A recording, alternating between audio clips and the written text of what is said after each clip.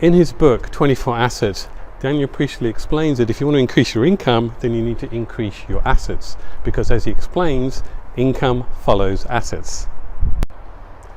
When most of us think of assets, we think of buildings, machinery, inventory, cash, and so on. So for example, if you own business premises, you can generate income from the rent, or perhaps if you have a manufacturing plant, you can generate income from the products that you sell.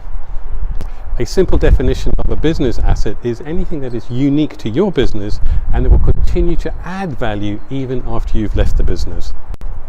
Some retailers own the premises where they operate their business from, which of course is an asset. But the only problem with that is that you can only generate income from it when you sell the business, which leaves the next big asset, which are the products in the store. But are they really assets? In most cases, retailers are at the end of the supply chain when it comes to products, which means that the products have been sold and resold many times before they've even got to the retailer's showroom, which means it's lost a lot of its value by the time you want to sell it.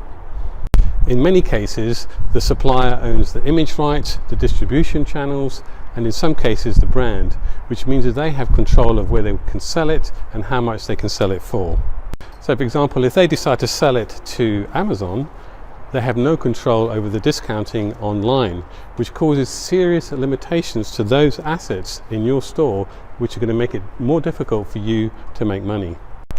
So if income really does follow assets, how can you acquire the assets to help increase the turnover in your business?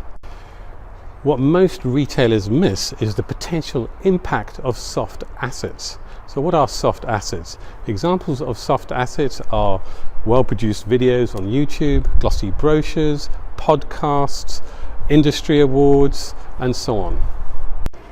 Soft assets drives income today as much as traditional assets did, such as property, factories, and machinery did in the industrial age. Writing a book for your industry will attract more customers to your store.